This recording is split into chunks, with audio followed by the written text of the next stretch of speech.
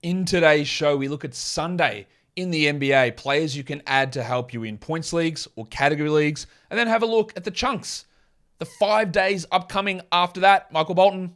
Thanks, Josh. It's Michael Bolton here, and it's time for another episode of the Locked On Fantasy Basketball Podcast. Let's get to it. Let's get to it, indeed. You are Locked On Fantasy Basketball, your daily fantasy basketball podcast, part of the Locked On Podcast Network.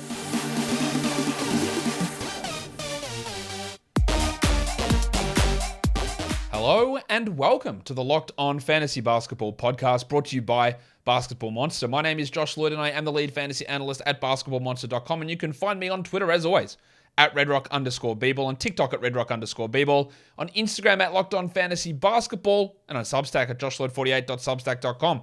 Thank you for making Locked On Fantasy Basketball your first listen every day. We are free and available on all platforms. We're looking ahead to Sunday streamers. Who can we add for each category? Who can we add for Yahoo and ESPN points leagues to help us get us over the hump? And then looking at the next 5 days, so Sunday through Thursday, some guys with elevated value there that we might be able to add for that little bit of chunk of value. So, Warnie. Let's get it on, Gilly. Start with Yahoo points leagues. All of these players are available in over 50% of leagues. And if you want to look for someone to add to give you that extra boost on Sunday, these are the guys I'm looking at. And people ask, is there any order that Josh prioritizes these? These guys are listed at the time of me recording this in the order that I think who will score the most fantasy points on Sunday. Now that can change when things change, odds change, opponent ins and outs change, their team's ins and outs change. And I'm recording this at 5:15 p.m. on Saturday before Sunday's game. So remember that. But these guys are all available in 50% plus of leagues. Zach Collins, fouled out last game, only played 22 minutes. I wouldn't use that or hold that against him, but he's a really solid ad while Jakob Poeltl is out, and Jakob Poeltl is out. Malik Monk, he's on a real hot streak. Yeah, he is playing good minutes, closing minutes at times, and scoring well and getting a ton of assists. I really love what Malik Monk's role is, and he's a great ad. Dyson Daniels, because we've got Herb Jones and Brandon Ingram out again. So the Dustbuster probably gets another start. Probably, I would guess so. He started last game. He was okay there. There's value in that. 30-minute starter is good value. Lil John Concha. Okay. Last couple of games from Lil John haven't been great, but while Des Bane is out, he's going to play 30 minutes. And that 30 minutes is enough to provide fantasy value in a points league and a category league. Justice Winslow. Yeah, look, there's probably less value in Winslow because we do assume that Damian Lillard returns, but Winslow can still play 25 minutes, and there's still something in that to stream him in. Because after those first couple, it's pretty slim pickings, to be honest. Jose Alvarado. Now, he will come off the bench most likely with CJ McCollum available. So, yeah, that value does drop pretty considerably. But Alvarado might still play 20 minutes, 25 minutes. We don't know that exactly, of course. But there is an opportunity for him. He played 24 minutes last game off the bench.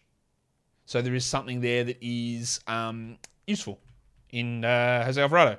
Emmanuel Quickly, big game on Saturday. Do I trust Tom Thibodeau and the Knicks? Of course I don't.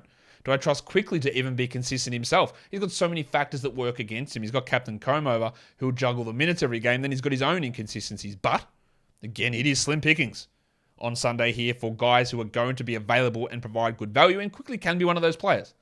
And then with Ben Simmons out, Smoke and Joe Harris has been starting, playing huge minutes, exceeding the value of Seth Curry really comfortably. Do I feel great about Joe Harris, considering how bad he was in those games like early last week? No, not really. But the current trend is pushing him that direction. We have these trends with guys like Monk and Tim Hardaway. Yes, Tim Hardaway is a must-roster player for the moment until he cools off. Malik Beasley, these sort of players, we see the hot streaks and then we see the cold streaks, and Harris is playing well. And the minutes and opportunity are there. So he's at least worth a look. Now, I cut the cutoff for me in ESPN as 30%. So anyone rostered under 30% of leagues is available to stream. And there's just so many good names here. The Shark, Bruce Brown. Baby shark, He's a good ad. It's a good ad for Sunday. Trey Murphy. I think he's like 17% rostered in ESPN. I mean, sure. Everyone on ESPN just pays no attention, I guess. Killian Hayes. Yeah, he's under 30% rostered. Killian Hayes should be rostered in all leagues. He won't be as good as what he was Thursday against Dallas. That's pretty clear. But he's been really solid.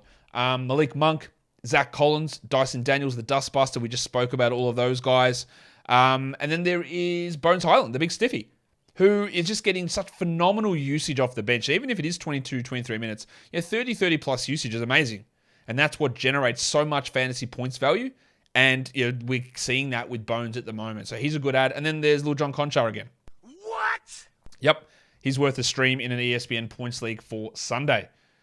If we transition to category leagues, and we will, actually, we'll do it in a second because today's episode is brought to you by Turo. Turo is the world's largest car sharing marketplace. With Turo, you can book any car you want, wherever you want it, from a community of local hosts. Browse a huge selection of vehicles for just about any occasion or budget across the US, the UK, Canada, and Australia. Book a spacious SUV or minivan for a family road trip.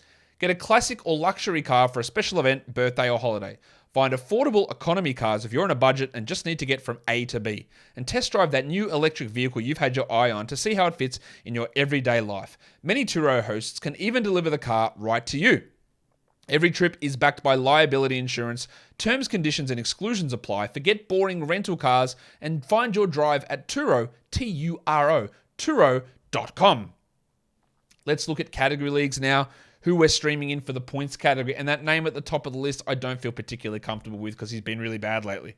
But this also goes to show just the complete uncertainty of getting points off the waiver wire. It is a rough Sunday. And the name at the top of that list is Seth Curry, who has had some big scoring nights, like 20 plus, and then like games of 4 or 5. It's really tough to trust him at the moment. He's lost a ton of value to Joe Harris, but who knows? Maybe this is the game that it pushes back up. Joe Harris is another stream option. Maybe you could look at Tony Warren as well in Brooklyn. I feel a little bit uncertain about where his role is, but his first game back was pretty strong. So throw him into that mix too. In Detroit, we've got Alec Burks. Alec Berg. Emmanuel Quickly for the Knicks. Kevin Love is available in a lot of leagues now. And I don't love, I didn't mean to say it like that. I don't prioritize Love as a longer term ad. But on days like this, yeah, sure, like great low volume stream when we're looking for some points and threes and boards, but not a must roster player. Keita Bates-Diop with Jeremy Sohan out. He's going to most likely start. Zohan now. And he's been pretty good when he's been given opportunities this season. Jose Alvarado and then Austin Reeves. As I said, look, that's pretty rough, right? In terms of options to help you in the points category. Not a lot of great options there. For streaming threes, it's the first two names again, Harris and Curry.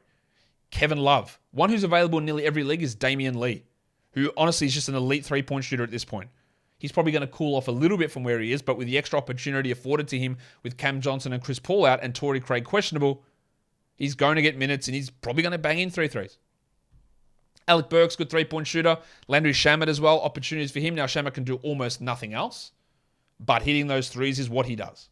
Sam Hauser, the minutes have gone down a little bit for Hauser recently, which is somewhat of a concern. But if he plays 15 minutes, there's 2 to 3 triples there. And then there is Grant Williams, whose minutes have actually gone up at the expense of Hauser over the last 2 games. And Williams is, by the percentages, an elite three-point shooter. He's not the volume shooter that Hauser is, but he's been knocking them down. So you might get 2 or so out of Grant Williams there. For rebounds, golfing a Charlie Bassey. Are we doing it again? He was really good last game with Collins in foul trouble or fouling out. Bassey was in the G League prior to that, but then he came in and put up one of those per-minute Bassey brilliances. Brilliances? Anyway, I was trying to alliterate and it didn't work. Bassey is a risky proposition, but if they do play him over Roby and Jeng and 20 minutes off the bench behind Collins, which I am not certain they do, then he has some appeal. Andre Drummond had been playing well and played like 6 minutes last game, so are they phasing him out of the rotation with all the changes they made? I don't know, but he is a rebound option. Kevin Love, yep. We know about Kevin Love as a rebounder. He's great. Jalen Duren, good rebounder. Dyson Daniels, the starting minutes, and he is a big wing guard. So good rebound value there. And then you get to the desperation stakes. DeAndre Jordan, that's desperation. And then there's Grant Williams and Keita Bates-Diop, who at least have the minutes upside to grab some more rebounds and be useful there. For assists, it's a barren wasteland. Dyson Daniels, probably the best one out there. Jose Alvarado. Tyus Jones. The Rabbit Hunter, Alex Caruso. Be very quiet. I'm hunting rabbits. Caruso, the starting point guard in Chicago now, taken over from Ayo Dosunmu. And that means that Caruso We talked about this in the preseason, that I thought that when Lonzo wasn't ready, that they would start Caruso, because to me, he's a clearly better player than Dosunmu.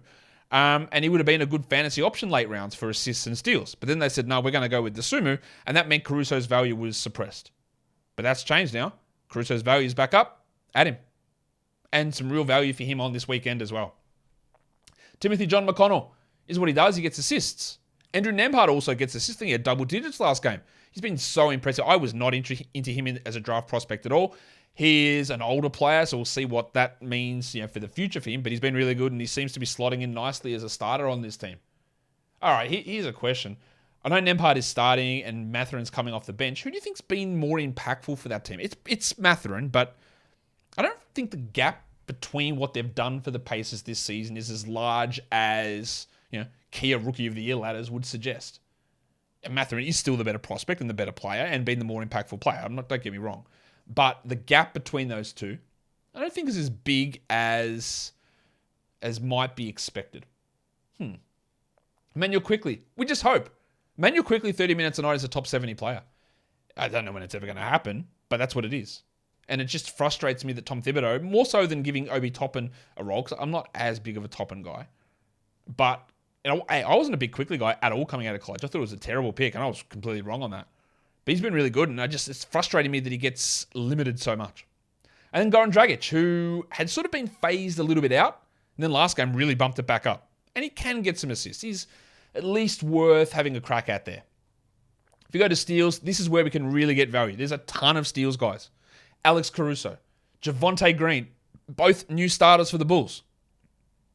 Green's value is in high field goal percentage, steals, and out of position blocks. So there you go. Jose Alvarado and Dyson Daniels, that is what they do. Daniels does a lot of things, but they get steals. All of these guys, Caruso, Green, Alvarado, Daniels, can get 3 steals in a game. Quentin Grimes, that's what he is in the starting lineup to do, and the minutes have been pretty solid.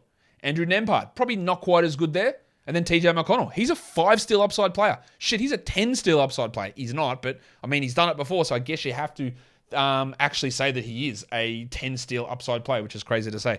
And then Emmanuel Quickley has almost doubled his steal rate, I think, this season, really getting a lot of steals. So he becomes an option there as well. Today's episode is brought to you by BetOnline.net, your number one source for betting info, stats, and analysis. Get the latest odds and trends for all professional sports, amateur leagues, football, basketball, soccer, esports. It's all there at betonline.net. We have got the NFL week 13, I guess. The Los Angeles Chargers are 2.5-point road dogs against the Raiders, and they need to win to keep their playoff hopes alive. I think they can do it, because who likes the Raiders? So let's hope the Chargers can get it done over the Raiders there. But all of the week 13 action, I think it's week 13, is up at betonline.net, the fastest and easiest way to get your betting fix. So head to the website today or use your mobile device to learn more. BetOnline is where the game starts. Don't forget to gamble responsibly. Let's stream in some blocks. There's a few options here. Goldfinger, maybe Charlie Bassie. Again, I'm really skeptical of it, but you never know. Dan Gafford, he'd been playing like 6 minutes, 7 minutes, 8 minutes. Then last game they went, nah, we're going to play Gafford and Porzingis together. And I was like, okay. He played like 20 minutes Gaff and blocked 6 shots. Was that extra minutes because he was blocking shots? Was it a change in philosophy from Wes Unseld Jr.? I don't know. But give him 15 minutes, he's a block streamer. Definitely something to watch. Jalen Duren. Really interesting on Sunday to watch the Bagley-Duren minute split. Some games Duren closes, some games it's Bagley. Brandon Clark, Isaiah Jackson, yeah, that's a rough one. But when you're looking for blocks, this is a 4-block upside player, and there's not many of those guys around. So Patrick Williams can be a block stream, but he's not a 4-block upside player. He might get 1. Isaiah Hartenstein, with the minutes that he gets, he's not a 4-block upside player. He's not as good of a permanent blocker than Jackson as well. And then Santi Aldama has been getting quite a few blocks, but the minutes are well down. So you've got some options at the top there. Gafford, if that's the rotation they go. Duren's a good blocker. Bassie can be good. Jackson can be good. There's not bad block options available. For field goal percentage, Brandon Clark is the one at the top there. Then Gafford and Duren. DeAndre Jordan, Javonte Green, Charlie Bassie, Andre Drummond, and Isaiah Jackson, players that we've already mentioned before. And then for free throw percentage, Austin Reeves. Really like what he's doing. He's a good free throw shooter. Volume is often an issue there. Emmanuel Quickley and Kevin Love, really good free throw guys. Cam Reddish, that's going to come down to whether he actually plays enough, but he's a good free throw shooter. Seth Curry, Damian Lee, Derrick Rose, good free throw shooter also. And then Grant Williams, an excellent excellent free throw shooter. So let's look at the next 5 days. And let's look at the guys who play a selection of low volume games there.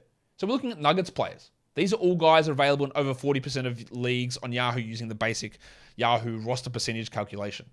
So Bones Highland, Kentavious Caldwell-Pope, 3 games for those guys over the next 5 days on low volume days. So the low volume days coming up, we've got Sunday, Monday, Tuesday, not Wednesday, Thursday. So 3 games on those days. Same goes for Caleb Martin and the Winter Soldier Max Strus in Miami.